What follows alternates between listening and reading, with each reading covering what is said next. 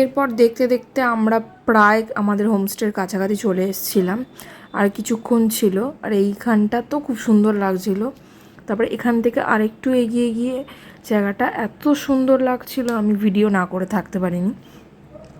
তারপরে এই যে আমি নিজেকে একটু দেখাতে ব্যস্ত ছিলাম, ক্যাথ মারছিলাম আর কি বাইরের দিকে তাকিয়ে তাকিয়ে। তো সেইটারই একটা স্লোমো করেছিলাম, কিন্তু স্লোমো দেখে আমি ভাবলাম যে অনেক টাইম হয়ে যাবে, তাই আমি এটাকে ফাস্ট করে দিয়েছি। আর এই জায়গাটায় আমরা দেখছিলাম অনেকে রিভার রাফটিং করছে, তবে এখানটায় স্রোত আছে মোটামুটি, কিন্তু রিভার রাফটিং করার আমাদের ইচ্ছাও ছিল, কিন্তু আমাদের লাস্ট দিনে টাইম না হওয়ার জন্য আমরা করতে পারিনি। আমরা এখানে হোমস্টে পৌঁছে গেছি, আর এই যে একটা কাঠের ব্রিজ আছে, এটা পেরিয়ে আমাদের হোমস্টেতে যেতে হবে, হুইচ ইজ ভেরি এক্সাইটিং। তো আমি এখানে পড়েই যাচ্ছিলাম আর একটু হলে। এই যে আমি ব্রিজ ক্রস করছি।